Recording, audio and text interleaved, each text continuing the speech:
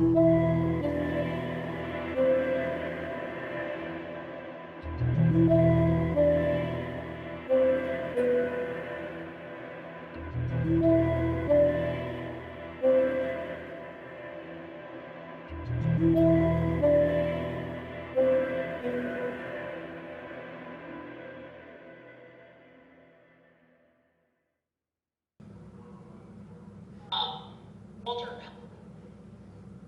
I say it again. how long have you been in prison?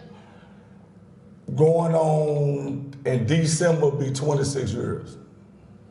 26. Yeah. In December the 13th to be 26 years. What's it been like? I mean, I've been making it work. I mean, by the grace of God, I've just been holding on. That's it. Especially, you know, knowing you're out for something you didn't do. So that's the hard part of it.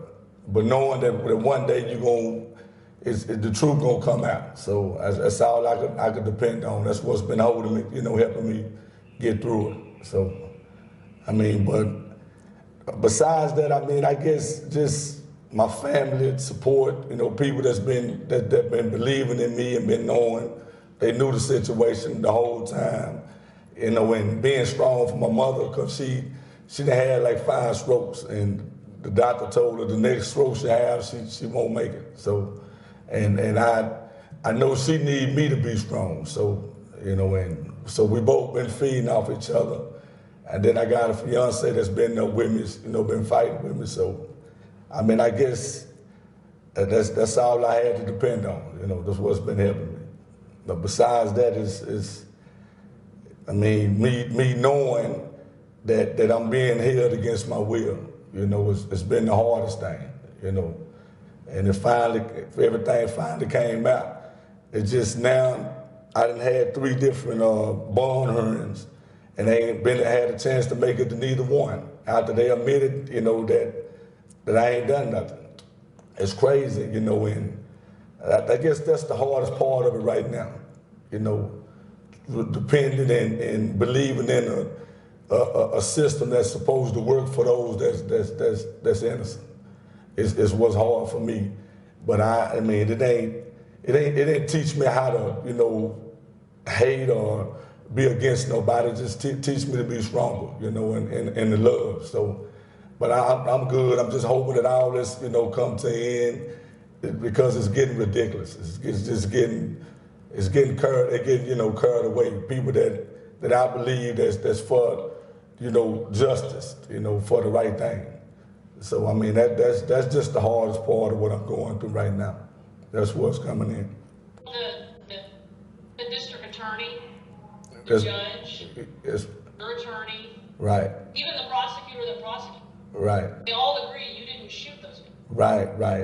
And the crazy thing about it, when I went to trial, I mean, everything came out then. The truth, the only testimony that was given that was truthful was the dude named Edric Davis. He dead now, but he told the truth about everything. And then what they discovered, all the evidence, it adds up to what he said, you know, which is something they knew then. But you know, like I say, it's crazy when you get caught up in the political side of it. You know what I'm saying? And that's what my life was. You know, they want a conviction so bad, and sometimes they go by, you know, the wrong way getting it. And I'm a perfect example of that. You know what I'm saying? I mean, I just wish that the people that we put in office are the ones that vote for these people. You know, I wish they would just do what they tell them they're gonna do. Just do right. You know what I'm saying? I mean, and it hurt me because my kids, I got a son that I ain't never touched. You know, never held, and you know, he by my side. But I mean, it's sad. We don't have no, you know, and it's hurting him more than anything. You know what I'm saying? Because he knew the truth. You know, growing up, you know, he knew I was innocent. So it's just. I mean, it's just a fight, man, that I'm willing to, you know, to keep fighting. You know what? Tell me what happened that night. As far as the crime wise, Just walk me through that night. Okay. Well, actually, a friend of mine had asked me to go with him, and I knew he was going to make a drug deal. I knew that. So when I went over there with him to make a drug deal, some more Hispanic dudes that he's making a deal with, but another car of Hispanic dudes pulled up that didn't have nothing to do with the deal. So when the car with the Hispanic dudes pulled up, another dude that we know, he thinking they finna try to rob us because these dudes, they do drug deals with each other. They known for doing this. Well, he come off and around the restroom with a gun shooting. So while he's shooting, I stop him from shooting because ain't nobody pulling no weapons. So I run up on him and put the gun down and ask him, what you doing? You know what I'm saying? And this is what the witness said they seen. So I stopped him from shooting. Well, anyway, everybody scattered and started running. So now I don't have no car to leave in because everybody in their cars leave. So I run towards the tracks and he runs towards the tracks with me, with the only two dudes on feet. So he put the gun over there inside the ditch where the railroad tracks is, and we run through the neighborhood. Well, then when my friend that got hit with a pellet, well, he didn't get hit with a pellet, he got hit with glass, shattered glass. And when he got hit with the weapon, with the glass from the weapon, his grandmother called me. And when she called me, she told me that he was shot. So my heart went to, I'm thinking one of the Hispanic dudes shot him because he was in the car with them. So we went back up to Morningside. We're actually going to the grocery store where he called from. And as we were going, the police had the car pulled over and the ambulance and everything.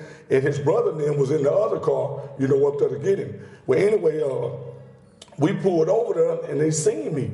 And immediately, because I had cornrows in my head, I was a suspect. So they took me back to the crime scene with these same Hispanic people to see if they recognized me. And then none of them recognized me.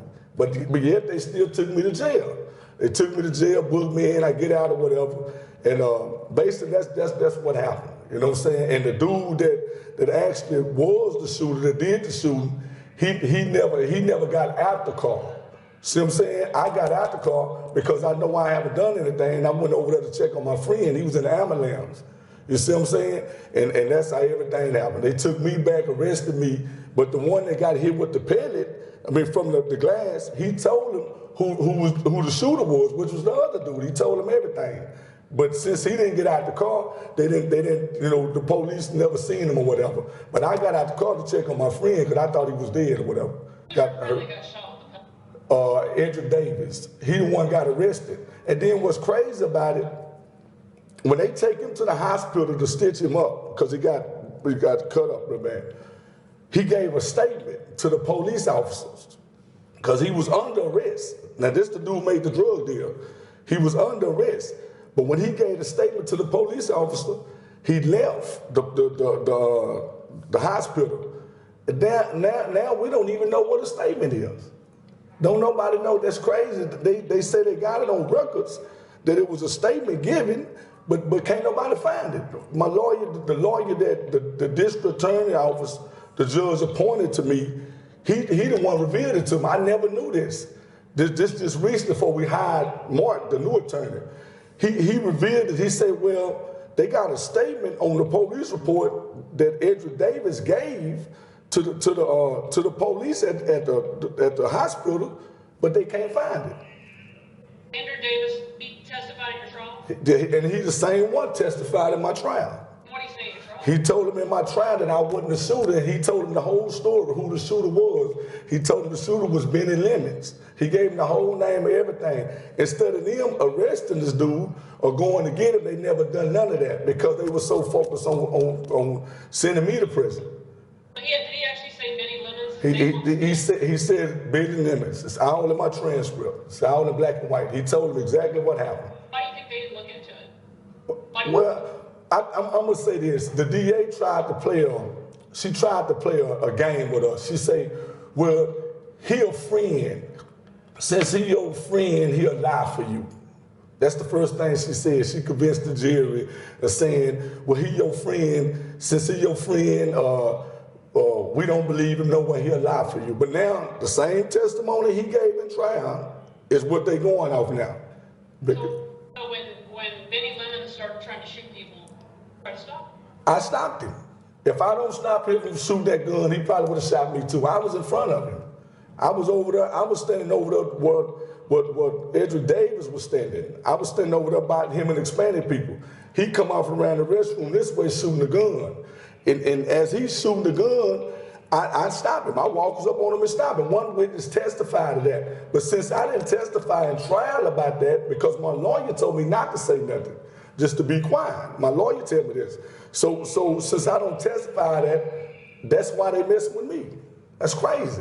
You know what I'm saying? They saying I did it because I didn't tell them what happened. You know. Why are you serving a life? And the judge, everybody says you didn't do it. So why are you still here? Well, see, this is the thing. In my trial, I was winning my whole trial up until this one point. R.E. Thornton, the judge, allowed the district attorney to do something that he said that he wasn't going to let them do right before they done it. Herman Young is an expert gang witness. Okay, my lawyer told the judge, he said, Judge, before the district state bring this witness on, can you please make sure ain't no extremist offenses talked about? Because my case don't have nothing to do with gangs. Okay. The judge said, okay, cool. They agreed to that, the DA, and the state and my lawyer. Well, as soon as the DA brought the witness on, he testified in trial that my teardrops meant that I killed two rival gang members. Something I've never been on trial for. Something I've never been charged with. Something I ain't never done. But he testified in trial and told his jury that my teardrops, he know for a fact that my teardrops meant that I previously killed two rival gang members. And that's crazy. In the jury, right then, my trial went sour. I'm a murderer now. So that's the way they look at it. The teardrops are for dead friends that live, that passed away, that you was close to. I lost the best friend, I lost the gang leader. And we put teardrops on our face for the remembrance of them. Some people do them for different reasons, cry now, smile later. They got different terms of it or whatever. But, for him to say it, murder, I killed somebody, and then I put teardrops on my face, that's ridiculous. I mean, that's unheard of. Nobody do that. That's crazy.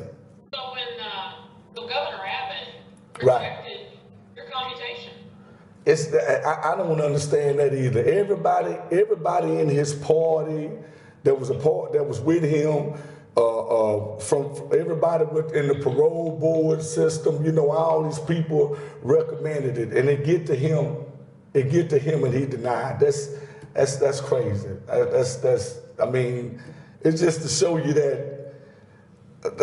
how far apart these people is, man. They way far apart. I thought that being that they all granted it, and one dude, Frank, he a part of the Clemson department.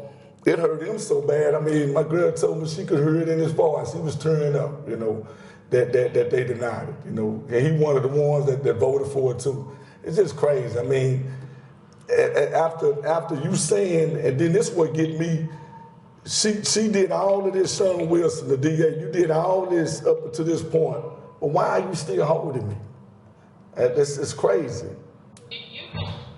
you could spend the rest of let me start that over. You could spend the rest of your life in prison for something that everybody agrees you didn't do. That's crazy. That's crazy. I never understand that. Never.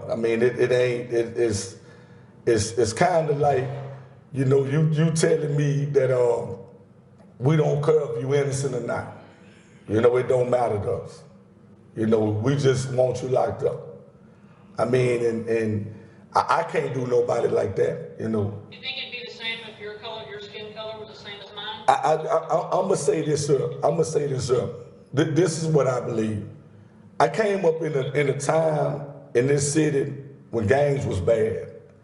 And the strike that I believe that when she was a DA, everybody that gang member, everybody from drug dealer, whatever you did, whatever crime, whatever, would always try to remove their cases from her court. Nobody would want to go to it because if you had a certain address, from what I used to hear from other people, you had a certain address if you was from the south side of Fort Worth.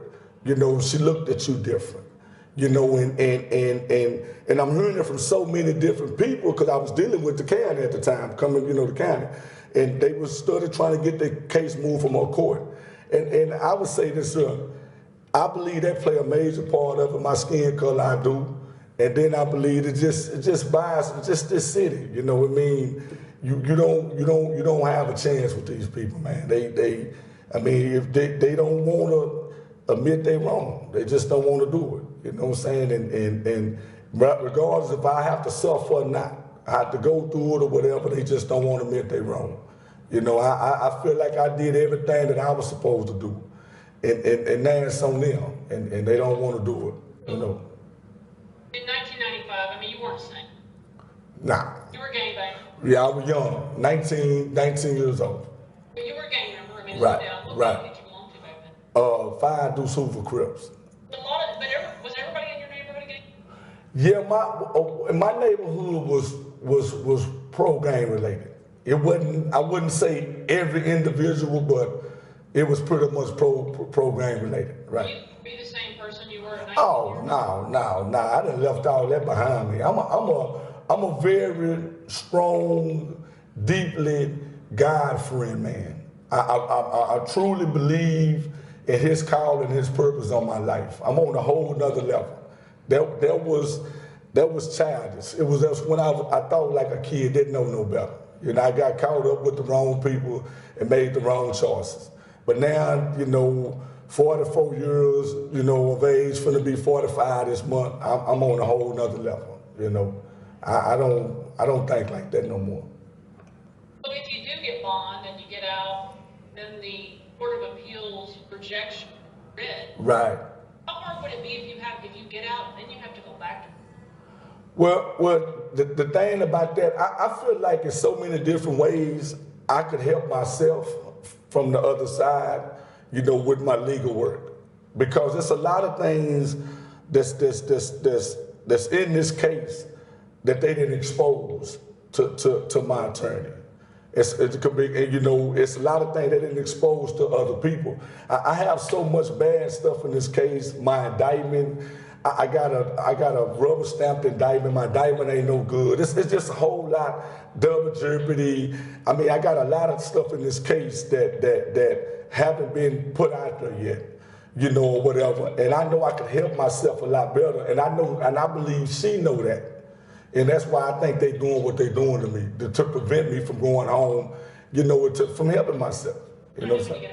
Huh? What do you want to do when you get out? Oh, well, I'm into the motivational speaking. I'm basically, I want to get out and get the little gang members away from all that. You know, encourage them to show them it's a better way. You know, they ain't got to do all that. You know, it's propaganda. Don't believe the hype. You know, get away from all that drama. So, you know, where I'm at, I'm a ministry fellow. You know, I'm big into the ministry now. You know, that's where I'm at. Anything you'd say to Governor Abbott? If I could talk to him right now, I would ask him why. I mean, why would you do me like that? Why would you do anybody like that? And you're supposed to be the leader of this state. Why would you do us like that? I mean, the woman asked you to help her because I ain't done nothing. I mean, and you would turn me down and just leave me away. It just tells me a lot about him. You know, you know the kind of person, you know, you are when it comes to humans' life. You know, I mean, I want to be with my family like you it is. You know, I didn't put myself here. I mean, I'm here for something I didn't do. So, I mean, it's just what it is. Again, everybody agrees you didn't shoot him. Yeah, that's crazy. You were convicted as being a shooter. I was convicted as being, I went to trial for being the shooter. If the jury would have heard anything different, I wouldn't even be here. I wouldn't even be here. I mean, when you hear I'm the shooter, anybody want to get rid of the shooter. You know what I'm saying? Why should people care about you? Why should people care about Walter Roy? I mean, I think the reason why that's an important thing. When we claim to be people that love and people that care about people, I think the first thing should come to all of our mind. If we can help each other, let's do it. Especially if we're in the right.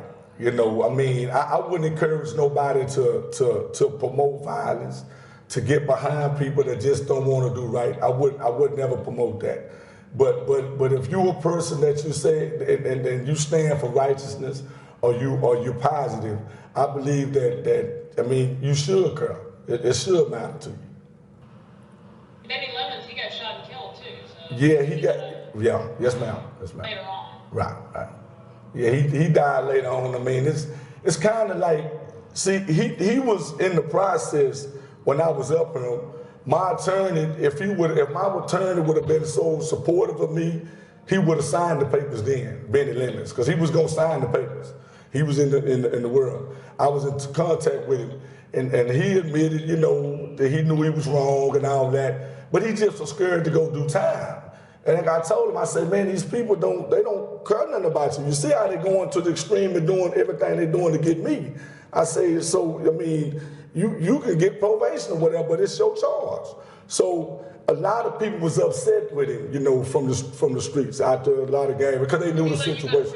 Right, yeah, because he let me go for something I didn't do. And anyway, he was in the process with his lawyer getting it done, but my trial came up. Even though I was up for two and a half years before I went to trial, my trial that came up during the time, he was finna, sign do affidavits. And they ran me on through trial. But had they would have just picked him up or just went and used him, took him under investigation, he would have told them then. They wouldn't even do that. So, it was just, yeah, he passed away from something totally different. I guess you just say that's how it is. It pays for us to do the right thing, That's what I believe. That night, were you going to be a part of the bail deal, or you just went with him? No, actually what happened was I went over to his house, they was barbecuing, and me and his grandmother's I'm cool with his whole family. And I was at his grandmother's house. And I went over there and she asked me to go to the store for her. So in the process of her asking me, he asked me to go with him so he could, take care of his business, right? Him and the Hispanic people, they've been knowing each other. They both. He just buying marijuana? Huh? Buying marijuana? No, he trading drugs. He giving them marijuana, they giving him, he giving them drugs, they giving them marijuana. Ain't nobody buying nothing, they trading. The trade. Okay, that's what they doing, they trade. So anyway, in the process of them doing that, he asked me to go over there with him. So I go over there with him to do that. And that's how I got caught up in all that. Why do you think he opened fire? Huh? Why do you think he shot? Well, the people was getting out the BMW. Okay, look, the deal is supposed to be between him, this dude, Benjamin Rovers, and the dude that bring the drugs, this other dude. And he the one brought it. So it's two cars brought. So they finna do their business. Okay? Another BMW pulled up with a bunch of Hispanic people in it. So anybody, when you're doing drug deals or doing anything, you'll become leery when you didn't tell me that these people coming. Where they coming from? See what I'm saying? So when they pull up, he just got paranoid, and just come off around and, shooting at him, just shooting the gun. But the crazy part about it, the only person got hurt was Edgar Davis. You see what I'm saying? And if you notice, why they didn't charge me for shooting him if I was the shooter? That's crazy, you know what I'm saying? You could have charged, if you were so concerned about people getting hurt by this weapon, he got hurt by the weapon. That's crazy. It's just, but they didn't charge me because he told the truth. They knew he was going to tell the truth. So I didn't shoot him, so.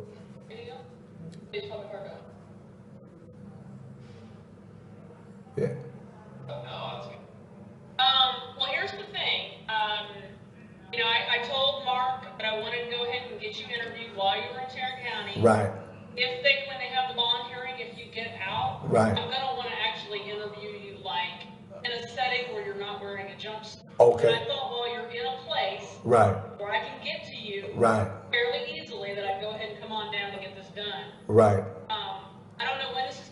I'm trying to see. Well, I want to see what happens with the bond hearing. Right. I need to give it a little bit of time. So, is there anything I have not asked you about that I should? The main thing I just wanted to get across to you is just so people would know.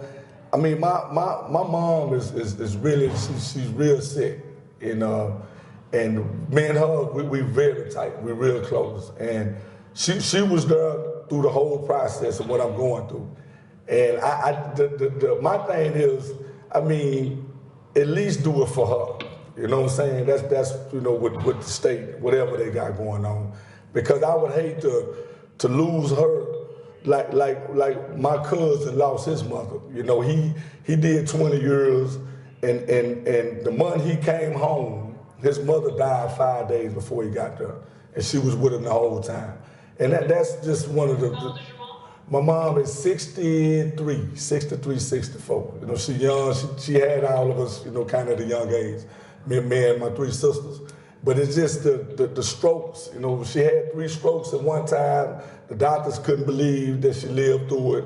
You know, it was shocking. When's the last time you hugged your mom? Last time probably at a visit and on Hughes unit. It's probably about 8 years. 5 years? No, about 8. 8. Yeah, about 8 years. It's, you know, that's the last time I hugged. So, yeah. So the first thing, what would you do? What would be the first thing you would do if you saw your mom? I would probably, I told her it's got to be careful. I'd probably squeeze the life out of her. I want to hold her so bad, you know what I'm saying? I love her, you know, she kind of like, you know, a very important person in my life, you know, her, my fiance, you know, and she a team player. She been there for me, you know, and she deserved it, you know what I'm saying? If anybody do, you know, she deserved it, you know.